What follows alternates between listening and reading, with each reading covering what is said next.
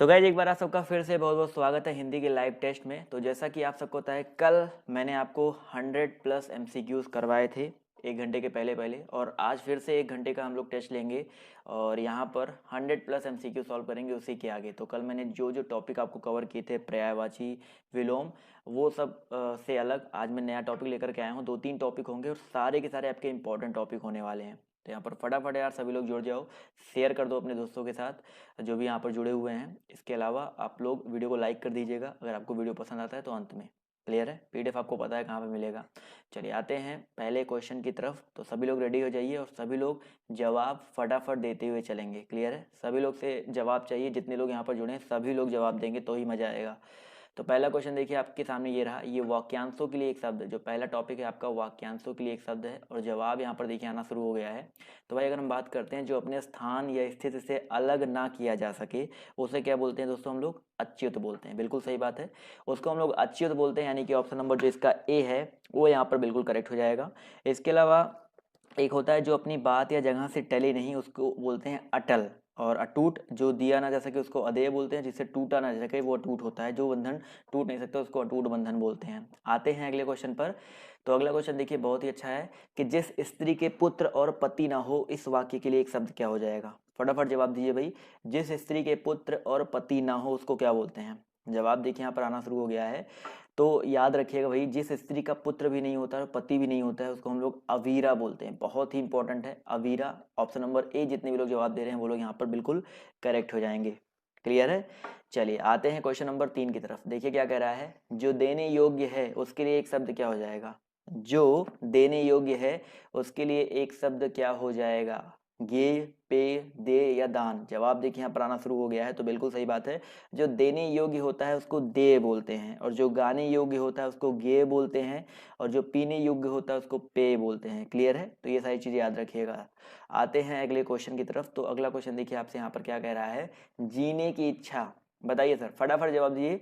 जीने की इच्छा को क्या कहा जाता है? चारों ऑप्शन मैं आपको बता दूंगा, बट आप लोग पहले फटाक से इसका जवाब दीजिए क्या हो जाएगा। जीने की इच्छा, बिल्कुल सही बात है सर। जीने की इच्छा को जिजीविषा कहा जाता है। क्या कहा जाता है दोस्तों? जिजीविषा कहा जाता है। इसके अलावा यहाँ पर जानने की इच्छा को क्या कहा जाता है? जिज्ञासु कहा जाता है। इसके अलावा किसी पर विजय पाने की इच्छा को जिगीसु कहा जाता है। और यहाँ पर अगर हम बात करते हैं, पानी पीने की जो इच्छा होती है या किसी चीज को पीने की जो प्यास होती है वो पिपासु कहा कहलाता है। क्लियर है? तो चारों ऑप्शन आई होप आप सबके क्लियर हो गए होंगे। अगला क्वेश्चन ध्यान से देखिए यहाँ पर क्या कह रहा है कि इंद्रियों को जीत लिया हो जिसने, इस वाक्यांश के लिए सही विकल्प का चयन करिए। फटाफट जवाब दीजिए। जी हाँ, इंद्रियों को जीत लिया हो जिसने, इस वाक्यांश के लिए सही विकल्प क्या हो जाएगा? फटाफट सभी लोग जवाब दीजिए। तो याद रखिएगा भाई, इंद्रियों को जीत लिया हो जिसने, उसको हम लोग बोलते हैं जितेंद्रिय। उसको क्या बोलते हैं हम लोग? जितेंद्रिय बोलते हैं। करेक्ट है? और इंद्र को जीतने वाला इंद्रजीत कहलाता है। तो यहाँ पर ऑप्शन जो इसका सी है करेक्ट हो जाएगा। चलिए आते हैं अगले क्वेश्चन पर। तो अगला क्वेश्चन देखिए आपके सामने ये रहा कि निम्नलिखित प्रश्न में 4 विकल्प दिए गए हैं और आपको बताना है जो थोड़ा जानता हो। जो थोड़ा जानता हो उसको क्या बोलेंगे? अवज्ञ, अल्प, अल्पज्ञ या सर्वज्ञ? जो थोड़ा जानता हो उसके लिए बताइए एक वाक्यांश क्या हो जाएगा? जवाब देखिए आना शुरू हो गया है। तो भाई जो थोड़ा जानता हो उसको अल्पज्ञ बोलते हैं। क्या बोलते हैं दोस्तों? अल्पज्ञ बोलते हैं। यानी कि ऑप्शन नंबर जो इसका सी है वो यहाँ पर करेक्ट हो जाएगा। जल्दी जल्दी करेंगे क्योंकि टाइम आपके पास कम है, पेपर आपका नजदीक है और 100 क्वेश्चन आपको सॉल्व करने हैं। अगला क्वेश्चन देखिए फटाक से क्या कह रहा है कि निम्नलिखित प्रश्न में 4 विकल्पों में से उस विकल्प का चयन करें जो वाक्यांशों के लिए एक शब्द का विकल्प है। तो बताइए, जो इस लोक की बात है, बताइए जो इस लोक की बात है उसको क्या बोलेंगे? जवाब दीजिए फटाफट। जवाब देखिए यहाँ पर आना शुरू हो गया। तो याद रखिएगा, लौकिक बोलते हैं। क्या बोलते हैं दोस्तों? लौकिक बोलते हैं। जो इस लोक की बात है उसको हम लोग लौकिक बोलते हैं, और जो इस लोक का ना हो सका उसको अलौकिक बोलते हैं। क्लियर है? आते हैं अगले क्वेश्चन पर। तो अगला क्वेश्चन देखिए आपके सामने ये रहा कि सही विकल्प का चयन करें जो वाक्यांशों के लिए एक शब्द है आदि से अंत तक। फटाफट जवाब दीजिए। सही विकल्प चयन करना है जो वाक्यांशों के लिए एक शब्द है आदि से अंत तक। क्वेश्चन नंबर 8, जवाब दीजिए फटाफट। आदि से अंत तक क्या बोलेंगे? याद रखिएगा दोस्तों, आदि से अंत तक अनादि नहीं होता है, आदो पांत होता है। ये बहुत इंपॉर्टेंट क्वेश्चन है। तो यहाँ पर जो लोग बोल रहे हैं बी वो लोग करेक्ट है, अनादि वाले गलत हो जाएंगे। भाई जिसका कोई आदि ना हो, जिसका कोई आदि यानी कि जिसका कोई प्रारंभ नहीं होता उसको अनादि बोलते हैं, और इसी समय में होने वाले को समकालीन बोलते हैं। तो ये दोनों चीजें अलग अलग हैं। आदो पांत यहाँ पर हो जाएगा। अगला क्वेश्चन देखिए आपसे यहाँ पर क्या कह रहा है। आते हैं अगले क्वेश्चन पर। तो क्या कह रहा है कि भाई सही विकल्प का चयन करें जो वाक्यांशों के लिए एक शब्द है। जो सब कुछ जानता है उसको क्या बोलेंगे? फटाफट जवाब दीजिए भाई। जो सब कुछ जानता है, तो बिल्कुल सही बात है। देखो जो सब कुछ जानता है उसको क्या बोलते हैं हम लोग? सर्वज्ञ बोलते हैं। क्या बोलते हैं? सर्वज्ञ बोलते हैं। ज्ञानी तो अलग चीज होता है। तो यहाँ पर ऑप्शन नंबर जो इसका ए है वो यहाँ पर बिल्कुल करेक्ट हो जाएगा। चलिए आते हैं अगले क्वेश्चन पर। तो क्या कह रहा है कि भविष्य में होने वाला, इसके लिए एक शब्द क्या हो जाएगा? भविष्य में होने वाला, इसको क्या बोलते हैं? जी हाँ, भविष्य में होने वाले को भावी बोलते हैं। क्या बोलते हैं दोस्तों? भावी बोलते हैं। यानी कि ऑप्शन नंबर जो इसका ए है वो यहाँ पर बिल्कुल करेक्ट हो जाएगा। इसी तरह दोस्तों क्वेश्चन नंबर आपका 11 कह रहा है प्रत्युत्पन्नमति, इसका मतलब क्या होता है बताइए? प्रत्युत्पन्नमति इसका मतलब क्या होता है? फटाफट क्वेश्चन नंबर 11 का जवाब दीजिए।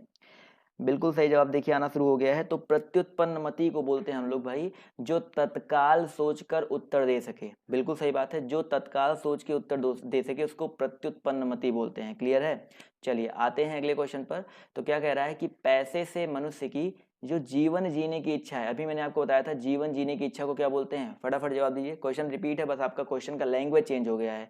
तो बिल्कुल सही बात है, जीवन जीने की इच्छा मैंने आपको बताया था जिजीविषा को बोलते हैं। तो ऑप्शन नंबर जो इसका ए है करेक्ट हो जाएगा। चतुरानन का मतलब होता है जिसके चार आनन होते हैं, जिसके चार मुख होते हैं। विष्णु जी की बात हो रही है यहाँ पर।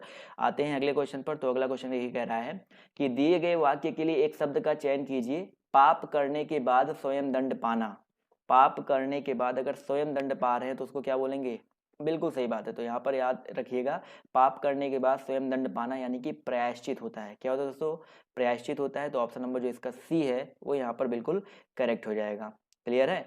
चलिए आते हैं अगले क्वेश्चन पर। तो क्या कह रहा है कि अनियमित के लिए उचित वाक्यांश चुने। अनियमित, अनियमित किसको बोला जाता है? फटाफट बताइए सर। अनियमित जिस पर कोई नियंत्रण ना हो, जिस जो नियमानुकूल ना हो। तो यहाँ पर जवाब देखिए आना शुरू हो गया। तो बी ऑप्शन जो है करेक्ट हो जाएगा। जो नियम के अनुकूल ना हो उसको हम बोलते हैं अनियमित। क्लियर है? तो ऑप्शन नंबर जो इसका बी है यहाँ पर करेक्ट हो जाएगा। अगला क्वेश्चन देखिए क्या कह रहा है कि जिस पर आक्रमण हो, इस वाक्यांश के लिए उचित शब्द का चयन करना है। जिस पर आक्रमण हो, तो भाई जिस पर आक्रमण होता है उसको क्या बोलते हैं? याद रखिएगा दोस्तों, जिस पर आक्रमण होता है उसको हम लोग बोलते हैं आक्रांत। क्या बोलते हैं दोस्तों? आक्रांत। और आक्रामक तो अलग चीज होता है, जो बहुत ज्यादा आक्रामक होता है उसको क्या बोलते हैं? अलग चीज होता है। तो यहाँ पर ऑप्शन नंबर जो इसका सी है वो यहाँ पर करेक्ट हो जाएगा। क्लियर है? अपने प्राण खुद ही समाप्त करने के लिए बोलते हैं आत्मघाती। और किसी पर हम आक्रमण करने वाले हों तो वो आक्रमण होता है। अगला क्वेश्चन देखिए क्या कह रहा है कि पृथ्वी, तारों, ग्रहों आदि का स्थान, इस वाक्यांश के लिए एक शब्द क्या होगा? भाई समुद्र में तो पृथ्वी तारे ग्रह होते नहीं है। धरती पर भी पृथ्वी, धरती तो है ही, खुद ही पृथ्वी है। तो यहाँ पर ग्रह और तारे तो धरती पर तो है नहीं। तो यहाँ पर अंतरिक्ष जो है बिल्कुल करेक्ट हो जाएगा। बिल्कुल सही बात है, पृथ्वी, ग्रहों और तारों का जो स्थान होता है वो अंतरिक्ष कहलाता है। आते हैं अगले क्वेश्चन पर। तो क्या कह रहा है कि प्राणदा के लिए अनेक शब्द क्या हो जाएगा? प्राणदा के लिए वाक्यांश बताना आपको क्या हो जाएगा? फटाफट जवाब दीजिए। प्राणदा का मतलब क्या होता है आपको ये बताना है। तो भाई प्राणदा यानी कि प्राण देने वाली दवा या जीवन देने वाली दवा। तो यहाँ पर हम लोग कह सकते हैं ऑप्शन नंबर बी जो है बिल्कुल करेक्ट हो जाएगा, जीवन देने वाली दवा। चलिए आते हैं अगले क्वेश्चन पर। तो अगला क्वेश्चन देखिए आपके सामने ये रहा, ध्यान से देखिएगा कि भाई वाक्यांश के लिए एक शब्द चुनना है। जिसके हृदय में ममता नहीं है उसको क्या बोलेंगे? जिसके हृदय में ममता नहीं है उसको क्या बोला जाएगा? बिल्कुल सही बात है सर, जिसके हृदय में ममता नहीं है उसको निर्मम बोलते हैं। देखिए जिसके हृदय में ममता नहीं है उसको निर्मम बोलते हैं। जिसको दया नहीं होती है उसको निर्दय बोलते हैं। जिसको डर नहीं होता है उसको निर्भय बोलते हैं। जिसके हृदय नहीं होता है, दिल नहीं होता, उसको निहृदय बोलते हैं। अगला क्वेश्चन कह रहा है कि जिसकी कोई उपमा ना दी जा सके उसके लिए एक शब्द क्या होगा? जिसकी कोई उपमा ना दी जा सके उसके लिए एक शब्द क्या होगा? अनुपम, ज्ञानी, अल्पज्ञ या अनुयायी। पहले भी क्वेश्चन रिपीट हो चुका है। तो बिल्कुल सही बात है सर, जिसकी कोई उपमा ना दी जा सके उसको बोलेंगे अनुपम। क्या बोलेंगे दोस्तों हम लोग? अनुपम। यानी कि ऑप्शन नंबर जो इसका ए है वो यहाँ पर बिल्कुल करेक्ट हो जाएगा। अल्पज्ञ का मतलब क्या होता है? जो कम जानता हो, ज्ञानी जो बहुत कुछ जानता हो या जिसके पास अच्छा खासा ज्ञान हो। और अनुयायी का मतलब होता है जिसके पीछे पीछे चलने वाला, जो जो किसी के पीछे चलता हो, किसी को फॉलोअर। अनुयायी को इंग्लिश बोलते हैं हम लोग फॉलोअर।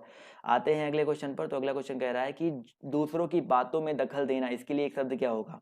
दूसरों की बातों में दखल देना, इसके लिए एक शब्द क्या हो जाएगा? फटाफट बताइए सर। बिल्कुल सही बात है, हस्तक्षेप यहाँ पर जो है करेक्ट आंसर हो जाएगा। तो ऑप्शन नंबर जो इसका ए है वो यहाँ पर बिल्कुल करेक्ट हो जाएगा, हस्तक्षेप। दूसरों की बातों में दखल देना। और दूरदर्शी का मतलब होता है जो दूर तक सोचने वाला हो वो दूरदर्शी कहलाता है। आते हैं अगले क्वेश्चन पर। तो अगला क्वेश्चन देखिए क्या कह रहा है कि जो कम खर्च करता हो इस वाक्यांश के लिए एक शब्द क्या होगा। भाई जो कम खर्च करता है उसे क्या बोलते हैं। बिल्कुल सही जवाब देखिए आना शुरू हो गया है। तो याद रखिएगा भाई जो कम खर्च करता है, यहाँ पर सभी लोग बोल रहे हैं भैया कंजूस, लेकिन कंजूस का मतलब होता है जो बहुत बचाता हो, और जो कम खर्च करता है उसको बोलते हैं मितव्ययी। जो इसका करेक्ट आंसर होगा आपका क्या होगा दोस्तों, मितव्ययी हो जाएगा। तो याद रखिएगा ऑप्शन ए नहीं, यहाँ पर ऑप्शन सी हो जाएगा। आते हैं अगले क्वेश्चन पर। तो अगला क्वेश्चन देखिए कह रहा है दिए गए वाक्यांश के लिए एक शब्द का चयन कीजिए। पूरब और उत्तर के बीच की दिशा को क्या कहते हैं। बताइए सर, पूरब और उत्तर के बीच की दिशा को क्या कहते हैं। चारों चीजें मैं आपको यहाँ पर क्लियर कर दूंगा। देखो पूरब और उत्तर के बीच की जो दिशा होती है वो ईशान कहलाती है दोस्तों, ईशान कहलाती है पूरब और उत्तर के बीच की दिशा। आग्नेय की अगर हम बात करते हैं तो ये दक्षिण और पूरब यानी कि आपका साउथ और ईस्ट के बीच की दिशा होती है, साउथ ईस्ट होता है। इसके अलावा पूरब और उत्तर आपको हो ही गया, ये आपका पूरब उत्तर हो गया, ईस्ट और उत्तर यानी कि नॉर्थ ईस्ट हो गया, नॉर्थ ईस्ट हो गया। नेत्रेय का मतलब क्या होता है दोस्तों, आपका दक्षिण पश्चिम होता है। क्या होता है आपका दक्षिण पश्चिम यानी कि साउथ वेस्ट होता है। और आपका एक बचा क्या, उत्तर पश्चिम बचा है, तो नॉर्थ वेस्ट आपका ये होता है वाव्य। तो चारों चीजें याद रखिएगा। क्लियर है, क्लियर है सबकी वो। आते हैं अगले क्वेश्चन पर। तो अगला क्वेश्चन कह रहा है दिए गए वाक्य के लिए प्रयुक्त होने वाले सही विकल्प को चुनिए। वह कवि जो तत्काल कविता करने में कुशल हो, वह कवि जो तत्काल कविता करने में कुशल हो उसे क्या बोलते हैं। देखिए जो कवि तत्काल कविता करने में कुशल होता है उसको आशु कवि बोला जाता है। क्या बोलते हैं दोस्तों हम लोग, आशु कवि बोलते हैं। तो यहाँ पर ऑप्शन नंबर जो इसका डी है वो यहाँ पर बिल्कुल करेक्ट हो जाएगा। अगला क्वेश्चन देखिए कह रहा है कि प्रज्ञा चक्षु के लिए वाक्यांश क्या हो जाएगा। प्रज्ञा चक्षु के लिए वाक्यांश क्या हो जाएगा, जवाब दीजिए फटाफट।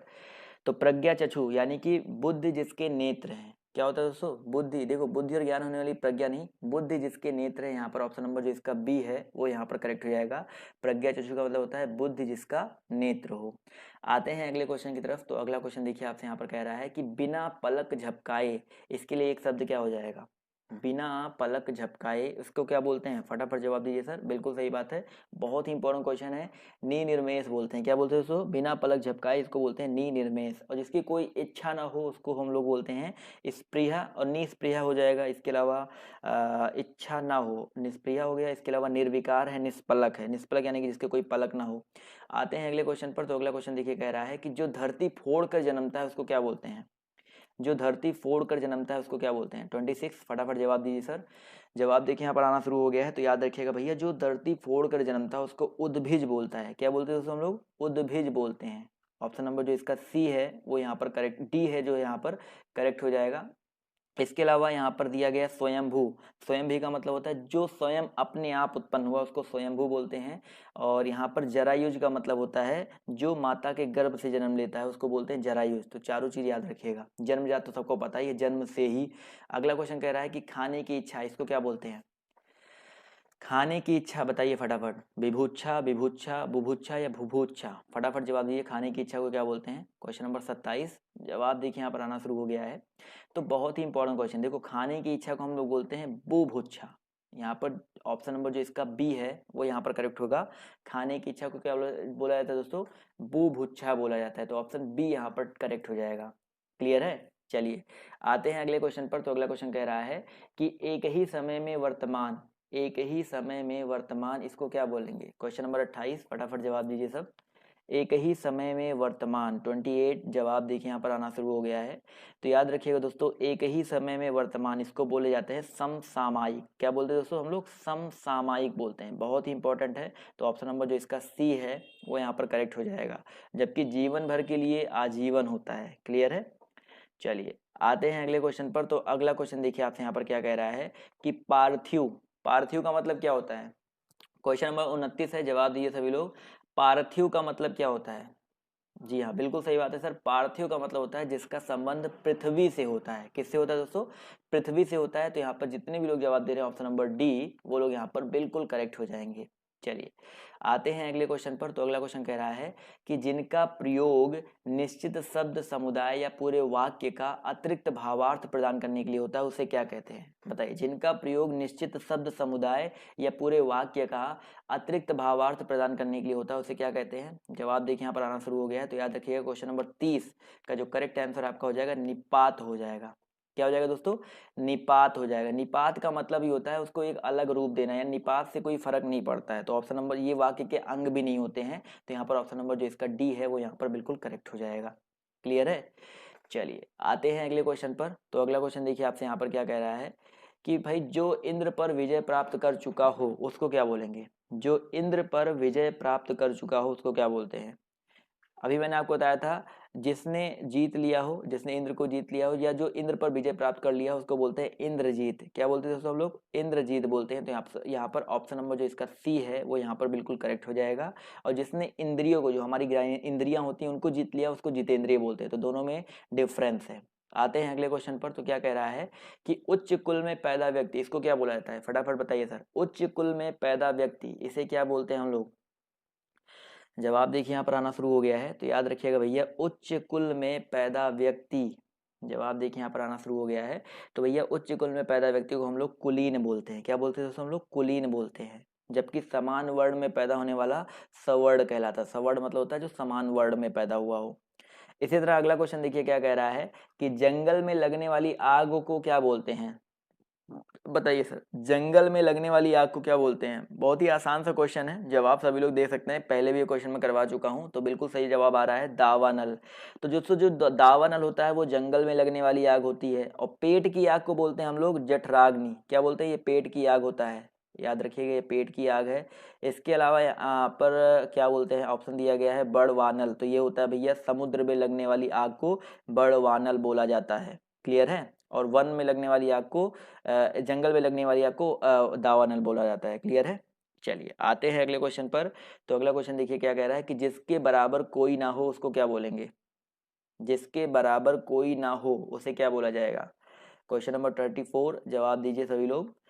भैया विलक्षण है और यहाँ पर 4 ऑप्शन दिए गए हैं। तो यहाँ पर भैया जिसके बराबर कोई ना हो, तो जिसके बराबर कोई ना हो तो यहाँ पर देखा जाए तो भाई करेक्ट आंसर क्या हो सकता है। तो यहाँ पर हम लोग एग्जैक्ट रूप में तो नहीं बट मान सकते हैं जिसकी तुलना कोई ना कर सके। तो ऑप्शन नंबर बी को मान सकते हैं। ऑप्शन नंबर बी यहाँ पर हो सकता है बट एग्जैक्ट ये बहुत शुद्ध रूप से नहीं बोलेंगे इसको। भाई जिसके बराबर कोई ना हो उसको अद्वितीय, जो इसका एग्जैक्ट करेक्ट आंसर होना चाहिए वो अद्वितीय होना चाहिए। बट यहाँ पर ऑप्शन में ऐसा कुछ नहीं है तो अनुपम हो जाएगा। विलक्षण का मतलब पता है, विशेष लक्षणों से युक्त। असाधारण का मतलब होता है जो साधारण ना हो। लोकातीत का मतलब होता है लोक से परे। और अनुपम का मतलब होता है जिसकी उपमा ना दी जा सके। तो ये होता है बट यहाँ पर चलिए ऑप्शन में नहीं है तो बी को मान लेते हैं। आते हैं अगले क्वेश्चन पर। तो अगला क्वेश्चन देखिए कह रहा है कि निम्न में से कौन सा पीछे चलने वाला शब्द समूह के लिए प्रयुक्त है। पीछे चलने वाला, इसको क्या बोलेंगे, फटाफट जवाब दीजिए सर। एक तो अनुयायी होता है जो पीछा करते हैं, वो पीछे पीछे फॉलो करते हैं, वो अलग चीज होता है। बट यहाँ पर पूछा गया है पीछे चलने वाला, इस शब्द के लिए एक शब्द क्या हो जाएगा। तो याद रखिएगा अनुगत। बिल्कुल सही बात है, अनुगत होता है। पीछे चलने वाले शब्द समूह के लिए हम लोग अनुगत शब्द का यूज करते हैं। अनुगत या अनुयायी दोनों एक ही चीज है। तो यहाँ पर ऑप्शन जो इसका ए है करेक्ट हो जाएगा। अगला क्वेश्चन देखिए क्या कह रहा है भैया कि किसी कथन पर सहमत होना, किसी कथन पर सहमत होना उसको क्या बोलेंगे। समर्थन बोलेंगे, स्वीकृति बोलेंगे, अनुमोदन बोलेंगे या सहमति बोलेंगे। तो बिल्कुल सही जवाब देखिए आना शुरू हो गया। तो सहमति बोला जाता है। तो किसी कथन पर सहमत होने को क्या बोलते हैं दोस्तों, सहमति बोलते हैं। जी हाँ, जितने लोग 4 बोले तो ऑप्शन नंबर जो इसका डी है यहाँ पर बिल्कुल करेक्ट हो जाएगा। चलिए दोस्तों आते हैं अगले क्वेश्चन पर। तो क्या कह रहा है कि भाई पीढ़ी दर पीढ़ी चला आने वाला, इसके लिए समुचित शब्द क्या है। पीढ़ी दर पीढ़ी चला आने वाला, इसके लिए समुचित शब्द क्या हो जाएगा। 37, फटाफट सभी लोग जवाब दीजिए। जी हाँ, पीढ़ी दर पीढ़ी चढ़ा आने वाला, इसको बोलते हैं हम लोग अन्वयागत। तथागत नहीं बोलते दोस्तों, इसको हम बोलते हैं अन्वयागत बोलते हैं। तो ऑप्शन नंबर जो इसका डी है वो यहाँ पर बिल्कुल करेक्ट हो जाएगा। क्लियर है। एक के बाद एक आते हैं अगले क्वेश्चन पर। तो कंजूसी से धन व्यय करने वाला क्या कहलाता है। कंजूसी से धन व्यय करने वाला, फटाफट जवाब दीजिए सभी लोग। तो क्वेश्चन नंबर आपका 38, जवाब देखिए यहाँ पर आना शुरू हो गया है। तो याद रखिएगा दोस्तों, कंजूसी से धन व्यय करने वाला, यहाँ पर जो करेक्ट आंसर आपका हो जाएगा कृपण। क्या हो जाएगा दोस्तों आपका, कृपण। तो यहाँ पर बिल्कुल सही जवाब आ रहा है। तो कृपण यहाँ पर ऑप्शन नंबर जो इसका सी है वो यहाँ पर बिल्कुल करेक्ट हो जाएगा। अगला क्वेश्चन कह रहा है कि पर्वत की तलहटी, इसको क्या बोलते हैं। पर्वत की तलहटी, सभी लोग जवाब दीजिए। 39, जवाब देखिए यहाँ पर आना शुरू हो गया है। तो भैया पर्वत की तलहटी को हम लोग क्या बोलते हैं, उपत्यका बोलते हैं, उपत्यका बोलते हैं। बहुत ही इंपॉर्टेंट है, याद रखिएगा, उपत्यका बोलते हैं पर्वत की तलहटी को। इसके अलावा यहाँ पर एक चीज और याद रखिएगा, आदित्यका का, ये क्वेश्चन कई बार आपके पेपर में आ चुका है। उपत्यका और आदित्यका, ये पर्वत की तलहटी होती है, पर्वत का शीर्ष होता है या ऊपरी भाग मान सकते हो। तो ये दोनों अलग अलग चीजें हैं। तो उपत्यका क्या होता है, पर्वत की तलहटी। क्लियर है। तो ऑप्शन जो इसका बी है यहाँ पर करेक्ट हो जाएगा। अगला क्वेश्चन देखिए कह रहा है कि किसी की सहायता करने वाला, क्वेश्चन नंबर 40 जवाब दीजिए भाई, किसी की सहायता करने वाला क्या कहलाता है? क्वेश्चन नंबर 40 फटाफट जवाब दीजिए सभी लोग। 40 का जवाब यहाँ पर देखिए आना शुरू हो गया है। तो सहायक होता है, किसी की सहायता करने वाला क्या होता है दोस्तों? सहायक होता है। जो हृदयवान होता है उसको सहृदय बोलते हैं। साथ चलने वाला सहचर कहलाता है, और साथ साथ कार्य करने वाला सहकार्य कहलाता है। क्लियर है? चारों ऑप्शन क्लियर है सभी को? आते हैं अगले क्वेश्चन पर। तो क्या कह रहा है कि भला चाहने वाला, इसके लिए क्या हो जाएगा बताइए सर? भला चाहने वाले को क्या बोलते हैं? बिल्कुल सही बात है। यहाँ पर तो बहुत ही आसान सा क्वेश्चन है, जवाब देखिए आना शुरू हो गया है। तो भाई भला चाहने वाला क्या हो जाएगा? हितैषी। बिल्कुल सही बात है। निस्वार्थ अलग चीज होता है, निस्वार्थ होता है बिना किसी स्वार्थ के। तो हितैषी का मतलब होता है भला चाहने वाला। तो ऑप्शन जो इसका सी है वो यहाँ पर बिल्कुल करेक्ट हो जाएगा। भाई जो कार्य बिना किसी स्वार्थ के किया जाता है वो निस्वार्थ कहलाता है। तो यहाँ पर भला चाहने वाला पूछा गया तो हितैषी हो जाएगा। आते हैं अगले क्वेश्चन पर। तो क्या कह रहा है भाई? जो हर समय अपना मतलब साधता है उसे क्या कहते हैं? ये बहुत इंपॉर्टेंट क्वेश्चन है भाई। जो हर समय अपना मतलब साधता है उसको क्या बोलते हैं? जवाब दीजिए फटाफट सभी लोग। जवाब देखिए यहाँ पर आना शुरू हो गया। देखो, जो हर समय अपना मतलब साधता है उसको स्वार्थी बोलते हैं, साथ ही साथ मतलबी बोलते हैं। तो चाहे एक बोलो चाहे तीन बोलो, यहाँ पर फर्स्ट और थर्ड दोनों आंसर करेक्ट है। तो चाहे एक भी बोल सकते हो, थर्ड बोल सकते हो, बट यहाँ पर अगर पेपर में ऐसा क्वेश्चन आता है स्वार्थी को आप टिक करो, क्योंकि ये व्याकरण की दृष्टि से ज्यादा शुद्ध है। क्लियर है? चलिए आते हैं अगले क्वेश्चन पर। तो अगला क्वेश्चन देखिए आपके सामने ये रहा कि भाई अब देखो ये टॉपिक चेंज हो गया। तो यहाँ पर पूछ रहा है कि भिन्नार्थक शब्द का चयन कीजिए। मतलब इन चारों में भिन्नार्थक कौन सा है? पावक, अनल, अनिल और कृषाणु। फटाफट जवाब दीजिए। पावक, अनल, अनिल और कृषाणु। तो बिल्कुल सही जवाब। देखिए यहाँ पर देखा जाए तो पावक, अनल और कृषाणु का मतलब आग होता है। तीनों का मतलब क्या होता है? आग होता है। लेकिन अनिल की बात करते हैं तो अनिल का मतलब क्या होता है दोस्तों? आपका हवा होता है। क्या होता है? आपका हवा होता है। अनल और अनिल में यही तो डिफरेंस होता है, ये आग होता है, ये हवा होता है। तो यहाँ पर ऑप्शन जो इसका बी है वो यहाँ पर अलग हो जाएगा। क्लियर है? जी हाँ, ये तीनों सिनोनिम्स हैं और आपका ये अलग हो जाएगा। चलिए बिल्कुल सही बात है। अगला क्वेश्चन देखिए कह रहा है कि श्रुति सम भिन्नार्थक शब्द के जोड़ों को पहचानें। श्रुति सम का मतलब होता है जो सुनने में समान हो लेकिन उनके अर्थ जो है आपके अलग अलग हो। फटाफट जवाब दीजिए। श्रुति सम भिन्नार्थक शब्द के जोड़े को पहचानना है। क्वेश्चन नंबर 2 फटाफट जवाब दीजिए सभी लोग। चलिए यहाँ पर देखिए, सुनने में समान तो ये सारे नहीं है, बस आपका एक ही ऑप्शन बन रहा है अपेक्षा और उपेक्षा। अपेक्षा और उपेक्षा सुनने में समान है, लेकिन अपेक्षा का मतलब होता है जिसकी कोई इच्छा होती है, कोई आशा होती है। उपेक्षा का मतलब होता है किसी की उपेक्षा करना, किसी की अवलोचना करना, अवहेलना करना, या किसी के बारे में बुरा सुरा बोलना, निरादर करना। तो ऑप्शन जो इसका ए है वो यहाँ पर बिल्कुल करेक्ट हो जाएगा। क्लियर है? अगले क्वेश्चन पर आते हैं। तो अगला क्वेश्चन देखिए आपसे यहाँ पर क्या कह रहा है कि समूहार्थक शब्द चिन्हित कीजिए। समूहार्थक शब्द यहाँ पर चिन्हित करना है। समूहार्थक शब्द क्या हो जाएगा बताइए? पुरुष, मनुष्य, स्त्री और भीड़। तो यहाँ पर बिल्कुल सही बात है सर। समूहार्थक, देखो पुरुष एक पुरुष हो सकता है, मनुष्य एक मनुष्य हो सकता है, स्त्री एक स्त्री हो सकती है, लेकिन भीड़ हमेशा समूह में ही आती है। तो बिल्कुल आसान सा क्वेश्चन है। तो यहाँ पर ऑप्शन नंबर जो इसका डी है भीड़, वो यहाँ पर क्या हो जाएगा? बिल्कुल करेक्ट हो जाएगा। क्लियर है दोस्तों? चलिए आते हैं अगले क्वेश्चन की ओर। तो अगला क्वेश्चन देखिए आपके सामने ये रहा कि भाई समूहार्थक शब्दों को यहाँ भी चिन्हित करना है। इन चारों में बताइए फटाफट समूहार्थक कौन सा हो जाएगा? स्तवक, पुरुष, गमला या गुलाब? जवाब दीजिए फटाफट। चलिए, तो मैं आपको बताता हूँ, यहाँ पर कुछ लोग कंफ्यूज्ड हैं। तो यहाँ पर स्तवक जो है करेक्ट हो जाएगा। क्यों सर? स्तवक का मतलब ही होता है फूलों का गुच्छा, गुलदस्ता, ढेर। तो यहाँ पर ऑप्शन नंबर जो इसका ए है वो यहाँ पर क्या हो जाएगा? बिल्कुल करेक्ट हो जाएगा। समझ में आ गया ना? तो अगला क्वेश्चन देखिए यहाँ पर क्या कह रहा है, ध्यान से देखिएगा कि यहाँ पर भी आपको समूहार्थक शब्द का चयन करना है। जहाज, केवट, बेड़ा और नाव। बहुत ही अच्छा क्वेश्चन है, फटाफट जवाब दीजिए। जवाब देखिए यहाँ पर आना शुरू हो गया। भाई जहाज हो गया, केवट हो गया, नाव हो गया, ये सिंगल सिंगल लोग हैं। लेकिन बेड़ा की बात करते हैं तो बेड़ा जो होता है वो जहाज, नाव, केवट, जहाँ पर सब लोग इकट्ठा हो जाते हैं उसको बेड़ा बोला जाता है। तो ये भी आपका एक समूहार्थक शब्द है। तो ऑप्शन नंबर जो इसका बी है यहाँ पर करेक्ट हो जाएगा। क्लियर है? चलिए, तो ऐसे ऐसे टॉपिक वाइज मैं आपको करवा रहा हूँ जिससे आपको कोई डाउट ना हो किसी भी क्वेश्चन में।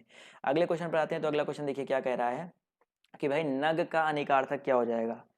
नग का अनेकार्थक शब्द नहीं है, बताइए। नग का अनेकार्थक शब्द यहाँ पर कौन सा नहीं है? फटाफट जवाब दीजिए सर। नग के बहुत सारे अनेकार्थी शब्द होते हैं, जैसे पर्वत हो गया, सर्प हो गया, सूर्य हो गया, लेकिन यहाँ पर हाथी की बात करते हैं। बिल्कुल सही बात है सर। यहाँ पर जो हाथी है ये नग का अनेकार्थक शब्द नहीं है। तो ऑप्शन नंबर जो इसका डी है यहाँ पर करेक्ट हो जाएगा। हाथी अलग चीज होता है, गज हो सकता है। अगला क्वेश्चन देखिए कह रहा है कि इनमें से मूक का अनेकार्थक शब्द कौन सा नहीं है? बताइए, मूक का अनेकार्थक शब्द कौन सा नहीं है? क्वेश्चन नंबर आपका 2, फटाफट जवाब दीजिए सभी लोग। गूंगा, चुप, शांत और विवश, इनमें से मूक का अनेकार्थक शब्द कौन सा नहीं है? क्वेश्चन नंबर 2 जवाब फटाफट दीजिए, फटाफट जवाब देखिए आना शुरू हो गया है। तो यहाँ पर अगर हम बात करते हैं मूक के बारे में, भाई मूक का मतलब चुप होता है, गूंगा होता है, विवश होता है, लेकिन शांत तो नहीं होता है। भाई जो मूक है जरूरी नहीं है वो शांत ही रहे, शांत तो हम भी बैठ सकते हैं। तो ऑप्शन नंबर जो इसका सी है वो यहाँ पर करेक्ट हो जाएगा। चलिए फटाफट बढ़ते हैं अगले क्वेश्चन की ओर। तो क्वेश्चन नंबर 3 कह रहा है कि जल, प्राण, पुत्र आदि जो है किस शब्द के अनेकार्थी हैं। जल है, प्राण है, पुत्र है, ये किस शब्द के अनेकार्थी है। औषधि, सार, तत्व या जीवन। जवाब दीजिए फटाफट, औषधि, तत्व, सार या जीवन। तो यहाँ पर जवाब देखिए आना शुरू हो गया है। तो भाई जल, प्राण, पुत्र इन सब की अगर हम बात करते हैं तो ये बेसिकली किसके हैं भाई, डी, जीवन के अनेकार्थी शब्द हैं। तो ऑप्शन नंबर जो इसका डी है वो यहाँ पर बिल्कुल करेक्ट हो जाएगा। आते हैं अगले क्वेश्चन पर। तो क्या कह रहा है कि निम्न में से कौन सा अनेकार्थक शब्द है, कौन सा शब्द आपका अनेकार्थक शब्द है, फटाफट जवाब दीजिए। साहस, पुस्तक, अंबर या बालक। साहस, पुस्तक, अंबर या बालक। चलिए क्वेश्चन नंबर 4 जवाब दीजिए सभी लोग।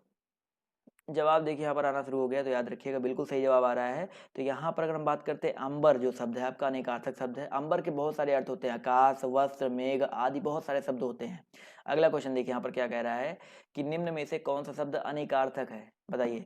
अभिमान, अधिक, आयु और अर्थ, इसमें से अनेकार्थक शब्द कौन सा हो जाएगा। बहुत इंपॉर्टेंट ही टॉपिक है, लोग यहाँ पर गलती करके बहुत ज़्यादा आते हैं। तो अभिमान है, अधिक है, आयु है और अर्थ है। तो यहाँ पर अगर हम बात करते हैं अर्थ के बारे में, देखो जो अर्थ है ये आपका अनेकार्थक शब्द है। अर्थ का मतलब धन भी होता है, अर्थ का मतलब भी होता है, इसके अलावा आपका कारण भी होता है, बहुत सारी चीजें होती हैं। क्लियर है। अगला क्वेश्चन देखिए आपका क्या कह रहा है कि निम्नलिखित में से कौन सा शब्द सारंग का अर्थ नहीं है। माफ कीजिएगा, सभी लोग वीडियो को शेयर कर दिया करिए और लाइक करते हुए चला करिए। निम्नलिखित में से कौन सा शब्द भाई सारंग का अर्थ नहीं है। क्वेश्चन नंबर आपका यहाँ पर 6 जवाब देखिए यहाँ पर आना शुरू हो गया है। तो भाई सारंग का अर्थ आपका जो होता है शहद नहीं होता है। क्या दोस्तों, आपका शहद जो है आपका नहीं होता है। तो यहाँ पर जितने भी साथी जवाब दे रहे हैं ऑप्शन नंबर बी वो लोग यहाँ पर करेक्ट हो जाएंगे। इसके अलावा सारंग का मतलब पपीहा, कामदेव, राजहंस, कोयल, मोर, बाज, सिंह, घोड़ा, बहुत सारे ऐसे होते हैं जो आपके होते हैं। तो ऑप्शन नंबर जो इसका बी है वो यहाँ पर करेक्ट हो जाएगा। अगला क्वेश्चन देखिए क्या कह रहा है कि सर्प, मेंढक, सिंह, घोड़ा, वानर, हाथी आदि को समझाने वाला शब्द क्या है। सर्प, मेंढक, सिंह, घोड़ा, वानर, हाथी आदि को समझाने वाला शब्द क्या हो जाएगा। बिल्कुल सही क्वेश्चन है, बहुत ही इंपॉर्टेंट क्वेश्चन है। तो याद रखिए कुछ लोग पशु बोले, पशु नहीं, यहाँ पर हरि हो जाएगा। तो हरि का मतलब भाई हरि एक अनेकार्थी शब्द है, इसका मतलब आपका सर्प, मेंढक, सिंह, घोड़ा, वानर, हाथी ये सारे होते हैं। तो यहाँ पर ऑप्शन नंबर जो इसका सी है वो यहाँ पर बिल्कुल करेक्ट हो जाएगा। क्लियर दोस्तों। चलिए आते हैं अगले क्वेश्चन की ओर। तो अगला क्वेश्चन देखिए आपसे यहाँ पर क्या कह रहा है कि आपको प्रश्न संख्या 1 में और 2 में अनेकार्थी शब्द दिए गए हैं, एक अर्थ शब्द के साथ लिखा है, दूसरा अर्थ बताइए। जैसे प्रमत्त का मतलब होता है स्वेच्छाचारी, इसका दूसरा अर्थ क्या हो सकता है। प्रमत्त का मतलब आपका होता है स्वेच्छाचारी, तो दूसरा अर्थ क्या हो सकता है, जवाब दीजिए फटाफट। तो भाई प्रमत्त है, तो प्रमत्त है यहाँ पर। तो प्रमत्त का मतलब अगर स्वेच्छाचारी है तो दूसरा अर्थ होता है आपका उन्मत्त। याद रखिएगा प्रमत्त का दूसरा मतलब क्या होता है दोस्तों, आपका उन्मत्त होता है। तो यहाँ पर ऑप्शन नंबर जो इसका ए है वो यहाँ पर बिल्कुल करेक्ट हो जाएगा। तो जितने भी साथी जवाब दे रहे हैं ऑप्शन नंबर ए वो लोग यहाँ पर करेक्ट हो जाएंगे। चलिए आते हैं अगले क्वेश्चन पर। तो क्या कह रहा है कि भाई कनक और धतूरा, जैसे कनक का मतलब अगर धतूरा है तो कनक का दूसरा अर्थ क्या होता है। बहुत ही आसान सा क्वेश्चन है, फटाफट जवाब दीजिए सभी लोग। कनक कनक ते सौगुनी मादकता अधिकाय, या खाए बौराए जग वफाए बौराए। सबको इसका आंसर तो पता ही होगा। तो याद रखिएगा सोना होता है। कनक का एक मतलब धतूरा होता है तो एक अर्थ आपका सोना भी होता है। तो जहां पर जितने भी लोग जवाब दे रहे हैं डी वो लोग यहाँ पर करेक्ट हैं। अगला क्वेश्चन देखिए क्या कह रहा है कि भाई निम्नलिखित में से समानार्थी जोड़ी को स्पष्ट कीजिए। पार्वती, महेश्वरी, व्यवहारिक, अव्यवहारिक, शेर, शेरनी, लड़का और लड़के। फटाफट जवाब दीजिए क्वेश्चन नंबर 3 का। समानार्थी शब्दों की जोड़ी को स्पष्ट करना है। पार्वती है, माहेश्वरी है। जवाब देखिए यहाँ पर आना शुरू हो गया है। तो अगर हम बात करते हैं पार्वती और माहेश्वरी, ये दोनों आपके एक दूसरे के समानार्थी हैं। जबकि यहाँ पर शेर, सेनी, लड़का, लड़के, और देखो ये दोनों तो आपके विलोम हो जाएंगे, व्यवहारिक, अव्यवहारिक, लड़का, लड़के। और यहाँ पर लड़का और लड़के जो दिया गया है ये एक वचन बहुवचन वाला हो जाएगा। क्लियर है। तो ऑप्शन नंबर जो इसका ए है वो यहाँ पर करेक्ट हो जाएगा। अगला क्वेश्चन देखिए यहाँ पर क्या कह रहा है, ध्यान से देखिएगा। यहाँ पर भी आपको समानार्थी शब्द की जोड़ी यहाँ पर बताना कौन सी नहीं है। सुमन और पुष्प, निशा, निशाचर, चारपाई, खटिया, पाठशाला, विद्यालय। यहाँ पर कौन सी जोड़ी नहीं है, ये चीज पूछा गया है, तो इस पर ध्यान दीजिएगा। तो याद रखिएगा यहाँ पर अगर देखा जाए तो सुमन पुष्प एक दूसरे के समानार्थी है, चारपाई खटाई खटिया एक दूसरे के समानार्थी है, पाठशाला विद्यालय ये भी समानार्थी है, लेकिन निशा का मतलब रात्रि होता है और निशाचर का मतलब क्या होता है, रात में जगने वाला जो भूत राक्षस होते हैं ना वो होते हैं। तो ऑप्शन जो इसका बी है यहाँ पर करेक्ट हो जाएगा।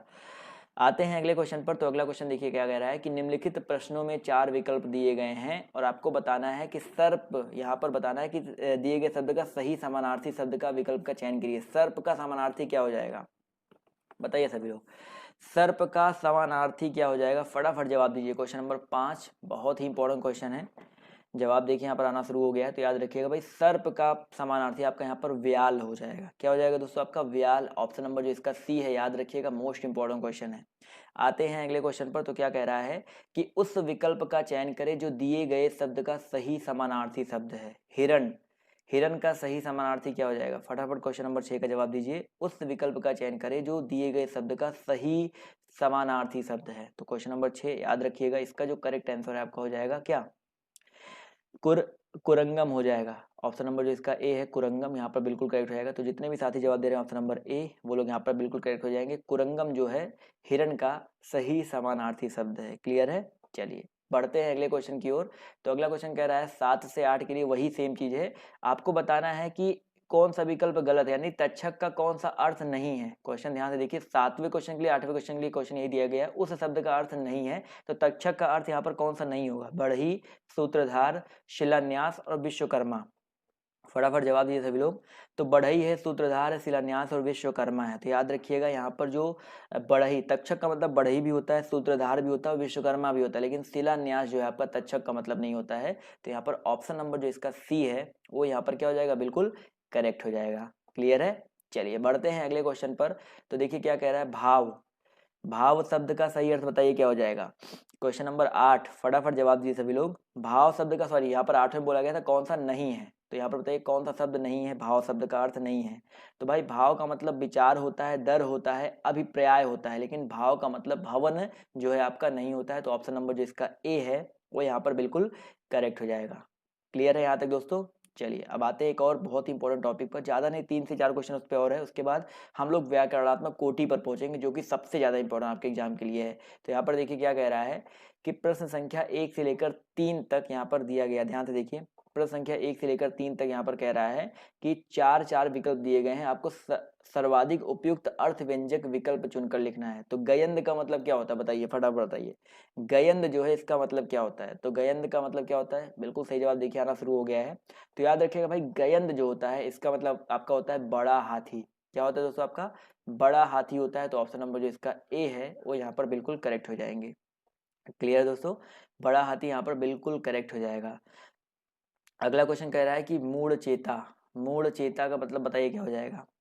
मूढ़ चेता मतलब क्या होता है भाई, दूसरों को मूर्ख बनाने वाला, मूर्ख जो बाद में चतुर बन गया हो, या आलसी या मूर्ख। तो याद रखिएगा दोस्तों, यहाँ पर जो मूढ़ चेता का मतलब होता है वो सिर्फ और सिर्फ जिसकी मति खराब, यानी कि जो मूर्ख होता है। तो ऑप्शन नंबर जो इसका डी है वो यहाँ पर बिल्कुल करेक्ट हो जाएगा। मूढ़ चेता का मतलब क्या होता है दोस्तों, आपका मूर्ख होता है। क्लियर है, चलिए आते हैं अगले क्वेश्चन पर। तो क्या कह रहा है भाई, प्रायोगिक, प्रायोगिक का मतलब क्या होता है, फटाफट बताइए सर। 40 मिनट जवाब दिए सर, प्रायोगिक का मतलब क्या होता है। तो 3 का जवाब देखिए यहाँ पर हो जाएगा भाई, प्रायोगिक का मतलब होता है जिसका नित्य प्रयोग किया जाए। प्रायोगिक का मतलब क्या होता है, जिसका नित्य प्रयोग किया जाए। तो ऑप्शन नंबर जो इसका ए है वो यहाँ पर बिल्कुल करेक्ट हो जाएगा। इसी तरह दोस्तों क्वेश्चन नंबर 4 आपका यहाँ पर क्या कह रहा है, रित, रित जो है इसका अर्थ क्या हो जाएगा, रित है, ऋतु नहीं है, सिर्फ रित है। तो रित का अर्थ क्या होता है, फटाफट जवाब दीजिए सर। क्वेश्चन नंबर 4, रित का मतलब क्या होता है।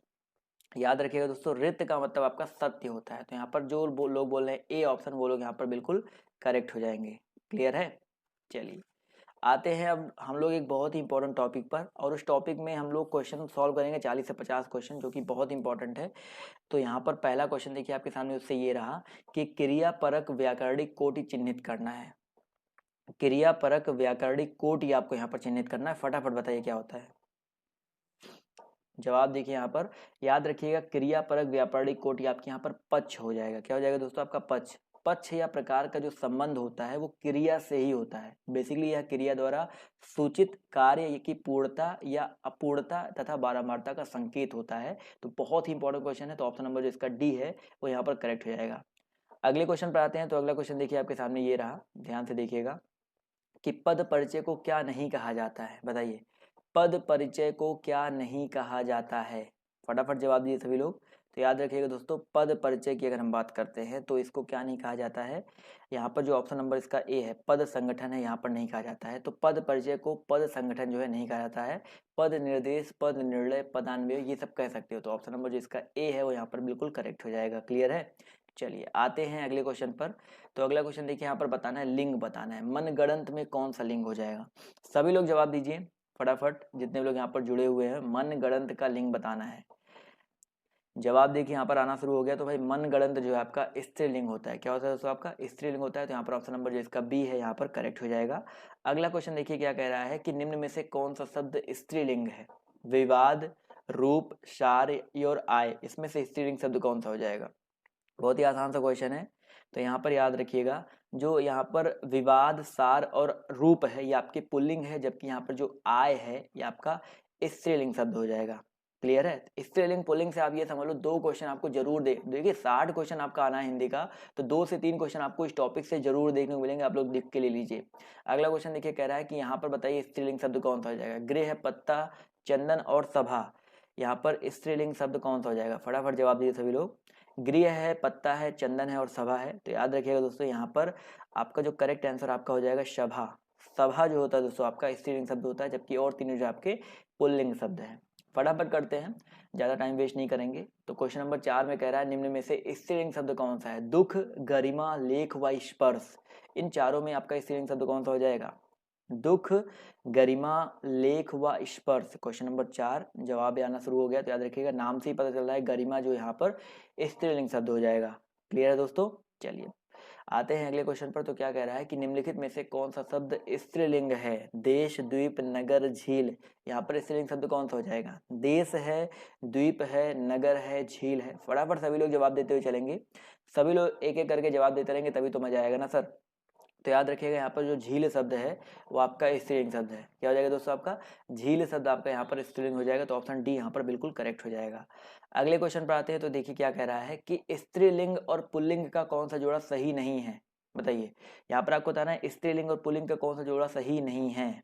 फटाफट सभी लोग जवाब दीजिए। देखिए, देव देवी बिल्कुल सही है, मामा और मामी यहाँ पर बिल्कुल सही है, गधा गधी बिल्कुल सही है, लेकिन कांत का जो स्त्रीलिंग होता है वो आपका कांता होता है। क्या होता है दोस्तों, आपका कांता होता है। तो यहाँ पर ऑप्शन नंबर जो इसका सी है वो यहाँ पर क्या हो जाएगा, ये जोड़ा आपका सही नहीं है, यानी कि ऑप्शन नंबर सी पर हम लोग टिक कर देंगे। क्लियर है सभी को। आते हैं अगले क्वेश्चन पर। तो क्या कह रहा है, ध्यान से देखिए कि निम्न में से स्त्रीलिंग शब्द कौन सा है। बताइए सर, इन चारों में स्त्रीलिंग शब्द कौन सा है। शोभा, पालन, शस्त्र और नृत्य, इनमें से स्त्रीलिंग शब्द कौन सा है। क्वेश्चन नंबर 7 फटाफट जवाब दीजिए। तो याद रखिएगा दोस्तों, यहाँ पर अगर हम बात करते हैं स्त्रीलिंग के बारे में, तो यहाँ पर जो शोभा है दोस्तों, जो शोभा है वो आपका स्त्रीलिंग शब्द है, जबकि शस्त्र, पालन और नृत्य ये आपके पुल्लिंग शब्द होते हैं। समझ में आ गया ना।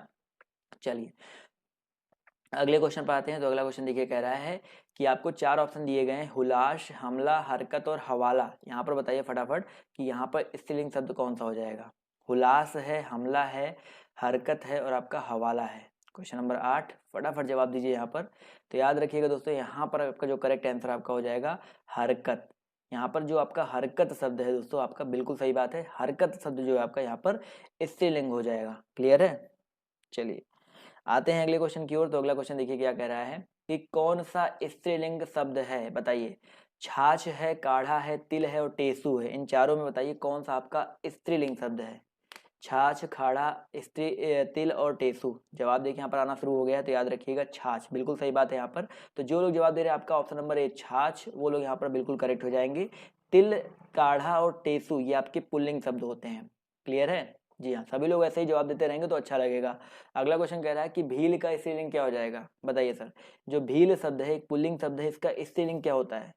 जवाब देखिए यहाँ पर आना शुरू हो गया। तो बिल्कुल सही बात है सर, भील का स्त्रीलिंग आपका यहाँ पर भीलनी होता है। क्या होता है दोस्तों, आपका भीलनी होता है, यानी कि ऑप्शन नंबर जो इसका बी है वो यहाँ पर बिल्कुल करेक्ट हो जाएगा। समझ में आ गया ना। चलिए आते हैं अगले क्वेश्चन पर। तो अगला क्वेश्चन देखिए आपसे यहाँ पर क्या कह रहा है, यहाँ पर आपको स्त्रीलिंग शब्द बताना है। सलाद, शनक, सारस और सलाम। सलाद है, शनक है, शारस है और सलाम है। तो यहाँ पर याद रखिएगा जो ये सनक शब्द है, अगर हम बात करते हैं सनक के बारे में दोस्तों, तो सनक आपका स्त्रीलिंग शब्द होता है। तो ऑप्शन नंबर जो इसका बी है वो यहाँ पर बिल्कुल करेक्ट हो जाएगा। तो जो लोग बी बोल रहे हैं वो लोग करेक्ट हैं, ए वाले नहीं करेक्ट है भाई। अगला क्वेश्चन देखिए क्या कह रहा है, इन चारों में आपको स्त्रीलिंग बताना है, किन्नर, अंतरी, अहिंसा और परिग्रह। तो इनमें आपको स्त्रीलिंग बताना है, फटाफट जवाब दिए सभी लोग। चलिए याद रखिएगा यहाँ पर क्वेश्चन नंबर 12 आंसर देखिए, यहाँ पर जवाब आना शुरू हो गया है। तो यहाँ पर देखिए ऑप्शन नंबर जो इसका बी है, अहिंसा। अहिंसा की अगर हम बात करते हैं दोस्तों, तो आपका अहिंसा आपका एक स्त्रीलिंग शब्द है, जबकि किन्नर, अंतरी, अपरिग्रह ये आपके स्त्रीलिंग के अंतर्गत नहीं आते हैं। क्लियर है। चलिए किन्नर शब्द यहाँ पर देखिए आया हुआ है, तो यहाँ पर कुछ लोग कंफ्यूज होंगे, लेकिन इसको आपको पुल्लिंग के अंतर्गत ही रखा गया है। तो किन्नर शब्द आप याद रखिएगा, कभी इसको अलग मत कर दीजिएगा। तो ये आपका पुल्लिंग के अंतर्गत ही आता है। क्लियर है। व्याकरण की दृष्टि से वासुदेव नंदन जी की जो बुक है उसके अंदर यही दिया गया है। आते हैं अगले क्वेश्चन पर। तो अगला क्वेश्चन देखिए क्या कह रहा है, ठठेरा शब्द का लिंग परिवर्तित कीजिए। ठठेरा का स्त्रीलिंग आपको बताना है। बेसिकली आपको क्या हो जाएगा, ठठेरा। जवाब दीजिए फटाफट। बहुत ही आसान सा क्वेश्चन है, जवाब देखिए यहाँ पर आना शुरू हो गया है। तो भाई ठठेरा शब्द की अगर हम बात करते हैं, तो इसका जो स्त्रीलिंग होता है आपका ठठेरिन होता है। बिल्कुल सही बात है, ठठारी नहीं होता सर, यहाँ पर ठठेरिन होता है। तो ऑप्शन नंबर जो इसका सी है वो यहाँ पर बिल्कुल करेक्ट हो जाएगा। क्लियर है। अगला क्वेश्चन देखो यहाँ पर क्या कह रहा है भैया, कि विद्वान शब्द का स्त्रीलिंग क्या हो जाएगा, बताइए सर। विद्वान शब्द का स्त्रीलिंग क्या हो जाएगा, जवाब दीजिए फटाफट सभी लोग। विद्वान। क्वेश्चन नंबर 14 जवाब देखिए यहाँ पर आना शुरू हो गया। तो अगर हम बात करते हैं विद्वान के बारे में, तो इसका जो स्त्रीलिंग होता है वो विदुषी होता है। क्या होता है दोस्तों आपका, विदुषी होता है सर यहाँ पर। तो ऑप्शन नंबर जो इसका ए है वो यहाँ पर करेक्ट हो जाएगा। क्लियर है। विद्वान की स्त्रीलिंग विदुषी होता है। अगला क्वेश्चन देखिए क्या कह रहा है, कि निम्न में से कौन सा शब्द पुल्लिंग है, दया, भाषा, माया और आभार। तो मैं आपको कुछ शब्द आपको बता भी दूंगा यहाँ पर। तो याद रखिएगा क्वेश्चन नंबर 15, याद रखिएगा यहाँ पर जो करेक्ट आंसर आपका हो जाएगा भाई, पुल्लिंग यहाँ पर पूछ रहा है ना, तो दया, माया, आभार, भाषा, इनमें जो आपका आभार शब्द है, याद रखिएगा जो आभार शब्द है आपका पुल्लिंग है। दया, माया, भाषा ये आपका स्त्रीलिंग के अंतर्गत आ जाएगा। कुछ लोग अभी इस वाले क्वेश्चन में कंफ्यूज हैं अभी भी, कि किन्नर। तो भाई देखो कई किताबें आपको ये उभय लिंग के अंतर्गत रखा गया है, तृतीय लिंग में प्रयुक्त किया जाता है, लेकिन बहुत सारी किताबों में, जैसे मैंने बताया ना, वासुदेव नंदन जी की जो आधुनिक हिंदी व्याकरण की बुक है, वहां पर आप जाकर के देखेंगे तो उन्होंने सिर्फ दो ही बताए हैं। तो किन्नर को बताया है, किन्नर को पुल्लिंग बताया है। तो बहुत सारी किताबें पुल्लिंग होता है, बहुत सारी किताबों में स्त्रीलिंग उभय लिंग होता है। तो इसमें कंफ्यूज मत रहिए, वो आप जो भी करके आ जाएंगे पेपर में उस तरह से पूछेगा ही नहीं। अगला क्वेश्चन देखो आपसे यहाँ पर क्या कह रहा है, कि तन शब्द का लिंग निर्धारित कीजिए। जो तन शब्द है इसका लिंग निर्धारित करना आपका क्या हो जाएगा, तन पुल्लिंग है, उभयलिंग है, स्त्रीलिंग है या नपुंसक लिंग है, फटाफट जवाब दीजिए। तो अगर हम तन के बारे में बात करते हैं दोस्तों, याद रखिएगा बहुत इंपॉर्टेंट क्वेश्चन है, ये आपका पुल्लिंग होता है, यानी कि ऑप्शन नंबर जो इसका ए है वो यहाँ पर बिल्कुल करेक्ट हो जाएगा। क्लियर है। तो जो तन शब्द होता है दोस्तों आपका ये क्या होता है, पुल्लिंग शब्द होता है। चलिए आते हैं अगले क्वेश्चन की तरफ। तो अगला क्वेश्चन देखिए आपसे यहाँ पर क्या कह रहा है, कि निम्न में से कौन सा शब्द आपका पुल्लिंग है, फटाफट सभी लोग जवाब दीजिए। तो इसका जवाब हो जाएगा दोस्तों कष्ट। तो दोस्तों यहाँ पर जो कष्ट शब्द है आपका ये पुल्लिंग शब्द हो जाएगा। तो ऑप्शन नंबर जो इसका बी है वो यहाँ पर बिल्कुल करेक्ट हो जाएगा। क्लियर है। चलिए आते हैं अगले क्वेश्चन पर। तो अगला क्वेश्चन देखिए आपसे यहाँ पर कह रहा है, कि निम्न में से आपको पुल्लिंग शब्द बताना है, क्षमा, क्षेत्र, घटना और रीति। 2 से 3 आपको यहाँ पर आएगा। चलिए क्लियर है, 6 बजे, ठीक है सर। तो क्वेश्चन नंबर 18 का जवाब दीजिए। निम्नलिखित में से आपको पुल्लिंग शब्द बताना है, क्षमा है, क्षेत्र है, घटना है और रीति है। तो 18 याद रखिएगा, यहाँ पर जो करेक्ट आंसर आपका हो जाएगा क्षेत्र। जो क्षेत्र है दोस्तों आपका ये पुल्लिंग शब्द हो जाएगा। तो ऑप्शन नंबर जो इसका सी है वो यहाँ पर बिल्कुल करेक्ट हो जाएगा। क्लियर दोस्तों, बहुत इंपॉर्टेंट है। आते हैं अगले क्वेश्चन पर। तो क्या कह रहा है, ध्यान से देखिए, कि यहाँ पर पुल्लिंग शब्द बताना है, दया, प्रार्थना, वायु और नेत्र। फटाफट सभी लोग जवाब दीजिए, ज्यादा टाइम नहीं बचा है, क्वेश्चन को खत्म भी करना है हमें। अभी बहुत सारे क्वेश्चन बचे हैं, अभी तो 90 क्वेश्चन ही हुआ है। क्वेश्चन नंबर 19 जवाब देखिए यहाँ पर आना शुरू हो गया है। तो याद रखिएगा यहाँ पर जो आपका पुल्लिंग शब्द है वो आपका हो जाएगा नेत्र। क्या हो जाएगा दोस्तों आपका नेत्र। नेत्र जो है आपका पुल्लिंग शब्द हो जाएगा। क्लियर है। आते हैं अगले क्वेश्चन पर। तो क्या कह रहा है, ध्यान से देखिए, कि क्रियार्थक संज्ञा सदा किस रूप में रहती है। क्रियार्थक संज्ञा जो है सदा किस रूप में रहती है। क्वेश्चन नंबर आपके यहाँ पर 20 है, जवाब देखिए आना शुरू हो गया है। तो याद रखिए क्रिया अर्थक यहाँ पर बात कर रहा है। तो क्रियार्थक संज्ञा जो होती है हमेशा याद रखिएगा एक वचन पुल्लिंग में होती है। किस में होती है दोस्तों, एक वचन पुल्लिंग में होती है। जैसे मैं एक एग्जाम्पल दे रहा हूँ, कहना, कहना हो गया, खाना हो गया, सोना हो गया, ये क्रियार्थक संज्ञा होती है। क्लियर है। तो ऑप्शन नंबर जो इसका बी है वो यहाँ पर करेक्ट हो जाएगा। अगले क्वेश्चन पर आते हैं। तो अगला क्वेश्चन देखिए कह रहा है, कि निम्नलिखित में से पुल्लिंग शब्द छाटिए। यहाँ पर आपको पुल्लिंग शब्द छाटना है, फटाफट जवाब दीजिए। क्वेश्चन नंबर 21 का, चाहत, मेहनत, रंगत और आहार, यहाँ पर पुल्लिंग शब्द कौन सा हो जाएगा? जवाब देते हुए चलेंगे तो बहुत ही अच्छा रहेगा। तो क्वेश्चन नंबर 21 का जो करेक्ट आंसर है क्या हो जाएगा सर? आहार। यहाँ पर हम बात करते हैं दोस्तों आहार के बारे में दोस्तों, तो आपका जो आहार है ये आपका एक पुल्लिंग शब्द है। क्लियर है? आते हैं क्वेश्चन नंबर 22 पर। तो स्त्रीलिंग पुल्लिंग आपको जितने भी इंपॉर्टेंट हो सकते हैं आज सब करवा दूंगा, जिससे आपको एग्जाम में कोई दिक्कत ना हो। यहाँ पर आपको बताना है चारों में पुल्लिंग शब्द बताना है कौन सा है। कैमरा, प्लेट, तस्वीर और पायल। यहाँ पर पुल्लिंग शब्द बताना है, पुरुषलिंग शब्द कौन सा है? तो याद रखिएगा दोस्तों कैमरा क्या होता है दोस्तों? आपका कैमरा जो होता है आपका पुरुष लिंग होता है। इसके अलावा प्लेट, पायल, तलवार ये सारे के सारे आपके स्त्रीलिंग होते हैं। चलिए आते हैं अगले क्वेश्चन पर। तो यहाँ पर आपको मिलान करना है, जल्दी से मिलान कर लेते हैं। तो देखिए क्या है, साहब स्त्रीलिंग और पुल्लिंग है और आपको मिलान करना है। तो साहब का स्त्रीलिंग क्या हो जाएगा बताइए? इसको मैं फटाफट मिला देता हूँ आपके सामने। क्या देखिए सिंपल सा है, साहब का आपका मेम हो जाएगा। क्लियर है? पिता का माता हो जाएगा। क्लियर है? आते हैं क्वेश्चन नंबर, हाथी की हथनी हो जाएगा और सांप का शापिन हो जाएगा। क्लियर है? तो यहाँ पर 23 में देखा जाए तो आपका पहला ऑप्शन जो है करेक्ट हो जाएगा 3 4 3 2 1। तो यहाँ पर जितने लोग जवाब दे रहे हैं ऑप्शन नंबर ए, वो लोग यहाँ पर बिल्कुल करेक्ट हो जाएंगे। चलिए आते हैं अगले क्वेश्चन की ओर। तो अगला क्वेश्चन देखिए आपके सामने ये रहा। देखिए यहाँ पर क्या कह रहा है कि निम्न प्रश्न में लिंग से संबंधित आपको यहाँ पर बताना है, लिंग से संबंधित आपको जवाब देना है। फटाफट देखिए यहाँ पर क्या हो जाएगा कि भाई अकारांत तथा अकारांत, अकारांत तथा अकारांत पुल्लिंग शब्दों को इकारांत कर देने से वो स्त्रीलिंग हो जाते हैं। तो यहाँ पर पहला ये है। दूसरा कह रहा है कि जाति बोधक शब्दों के अंतिम स्वरूप का, अंतिम स्वर का लोप कर उनमें कहीं इन और कहीं आइन प्रत्यय लगाकर स्त्रीलिंग बनाया जाता है। तो यहाँ पर बताइए कौन कौन सा कथन आपका करेक्ट हो जाएगा? 4 ऑप्शन दिए गए हैं, फटाफट जवाब दीजिए सभी लोग। तो याद रखिए 24। तो यहाँ पर याद रखिएगा दोनों कथन आपके सही है। यहाँ पर दोनों कथन सही है, तो ऑप्शन नंबर जो इसका सी है वो यहाँ पर क्या हो जाएगा? बिल्कुल करेक्ट हो जाएगा। क्लियर है?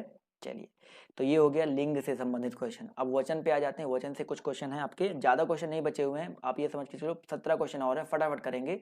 तो किसका प्रयोग सदैव एक वचन में होता है? फटाफट जवाब दीजिए। किसका प्रयोग यहाँ पर सदैव एक वचन में होता है? बहुत इंपॉर्टेंट है। क्वेश्चन नंबर फर्स्ट जवाब दीजिए सभी लोग। तो याद रखिएगा दोस्तों यहाँ पर जो क्वेश्चन नंबर फर्स्ट का करेक्ट आंसर आपका है क्या हो जाएगा? प्रत्येक हो जाएगा। तो ऑप्शन नंबर जो इसका बी है वो यहाँ पर बिल्कुल क्या हो जाएगा? यहाँ पर जो प्रत्येक है इसका प्रयोग जो है सदैव एक वचन में होता है। क्लियर है? अगला क्वेश्चन देखिए क्या कह रहा है कि दिए गए विकल्पों में से वह शब्द चुनिए जिनका प्रयोग सदा एक वचन में होता है। इनमें भी आपको बताना है कि एक वचन में सदैव किसका प्रयोग होता है। कक्षा, प्राण, आंसू और प्रत्येक। देखो यहाँ पर प्राण की बात करते हैं, आंसू की बात करते हैं, प्रत्येक की बात करते हैं, कक्षा की बात करते हैं। बहुत ही आसान सा क्वेश्चन है। तो यहाँ पर जो प्रत्येक है, प्रत्येक का प्रयोग हमेशा याद रखिएगा सदैव एक वचन में होता है और ये आंसू, प्राण, कक्षा ये हमेशा बहुवचन में प्रयोग होते हैं। तो ऑप्शन नंबर जो इसका डी है यहाँ पर करेक्ट हो जाएगा। अगला क्वेश्चन देखिए आपसे यहाँ पर क्या कह रहा है कि किसका प्रयोग सदैव बहुवचन में होता है? फटाफट जवाब दीजिए। किसका प्रयोग जो है सदैव बहुवचन में होता है? क्वेश्चन नंबर 3, फटाफट जवाब दीजिए। जवाब देते हुए चलते रहिए तो अच्छा रहेगा। तो भाई यहाँ पर अगर देखा जाए तो दर्शन है, लता है, नारी है और गाय है। तो यहाँ पर याद रखिएगा जो दर्शन है, भाई लता नहीं दोस्तों, यहाँ पर जो दर्शन है इसका प्रयोग सदैव बहुवचन में होता है। दर्शन हो गया, इसके अलावा लोग हो गया, प्राण हो गया, बहुत सारे ऐसे हैं जिनका प्रयोग हमेशा बहुवचन में ही होता है। आते हैं अगले क्वेश्चन पर। तो क्या कह रहा है कि निम्नलिखित शब्दों में से कौन सा शब्द सदैव बहुवचन होता है? फटाफट बताइए सदैव बहुवचन कौन सा होता है? लड़का, घोड़ी, प्राण या चिड़िया? जवाब दीजिए फटाफट। तो याद रखिएगा लड़का है, घोड़ी है, प्राण है और चिड़िया है। तो यहाँ पर ऑप्शन नंबर जो इसका बी है, जवाब देखिए आना शुरू हो गया। तो बी वाला ऑप्शन जो है करेक्ट हो जाएगा।